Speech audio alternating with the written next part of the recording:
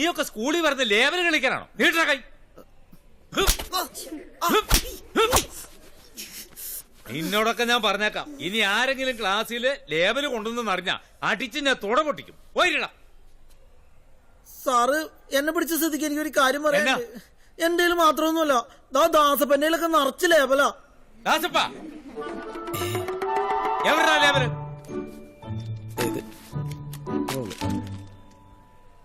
ആ കണ്ണടയെ കുമേഷ് പിപ്പിടെ സാറേ. നാളത്തെ പരീക്ഷയ്ക്ക് നീയൊക്കെ എന്നതാ കാണിക്കുന്നെന്ന് എനിക്കൊന്ന് അറിയണം. പോയിടാ. പരീക്ഷക്ക് കാണിക്കണെന്ന് എഴുതിയാ പോരെ. സഹോ വല്ലതും അറിയാമോ? ഞാനൊരു മാങ്ങത്തിലും പഠിച്ചിട്ടില്ലേട്ടാ.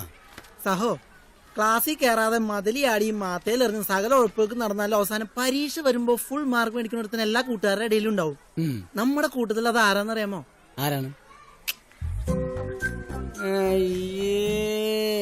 ഒരു കയറുണ്ടായിരുന്നെങ്കിൽ ഞാൻ ഇപ്പൊ തന്നെ കെട്ടുന്നെങ്കിൽ ചത്തേനെ. എടാ രണ്ടുപേരുണ്ടാ? എന്താടാ? എടാ രണ്ടുപേരുണ്ടാ? വിജി രണ്ടുപേരുണ്ടാ? നിന്റെ അടുത്തുണ്ടോ? എടാ രണ്ടുപേരുണ്ടാ? അയ്യോ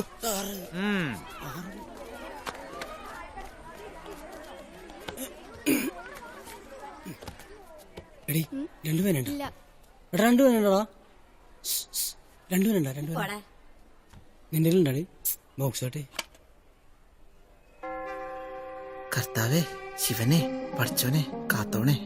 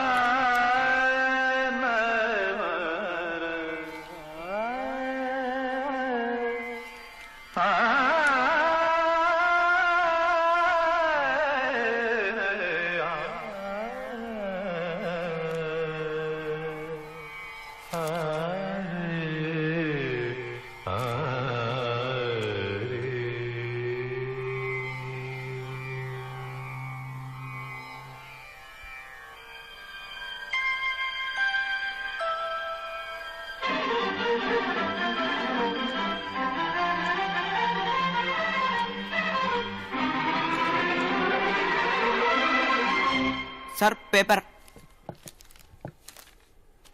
സാറേ വേറെ ക്വസ്റ്റ്യൻ പേപ്പർ ഉണ്ടാ? ഇതിലൊന്നും എനിക്കറിയാൻ പാടില്ല.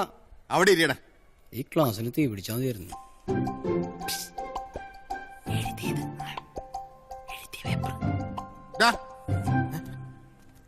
സമ്പൂർണ്ണ വിജയം പ്രതീക്ഷിക്കുന്ന സ്കൂളേത്. നീ ഒറ്റ ഒരുത്തന അതിന് ഭീഷണി. ഇതെന്തത് കണ്ട? കണക്ക് പരീക്ഷക്ക് വൃക്കയുടെ പടം. കൊള്ളാം. നിനക്കൊന്നും വേറെ ഒരു കഴിവില്ലാന്ന് എനിക്കറിയാം. പഠിത്തത്തിലെങ്കിലും ഒന്ന് ശ്രദ്ധിക്കടാ. സൈലൻസ്. മനുഷ്യന് കോപ്പടിക്കാൻ സമ്മതിക്കൂലേ? താനൊക്കെ എന്തിനാടോ സ്കൂളിൽ വരുന്നത്? കഞ്ഞിയും പയറും ഉണ്ടെന്ന് കരുതി സഞ്ചി തൂക്കി ഇറങ്ങിക്കോളും. ഒരു വാഹ പഠിക്കത്തില്ല. പോയിരിക്കെ ബിബിൻ ജോസ്.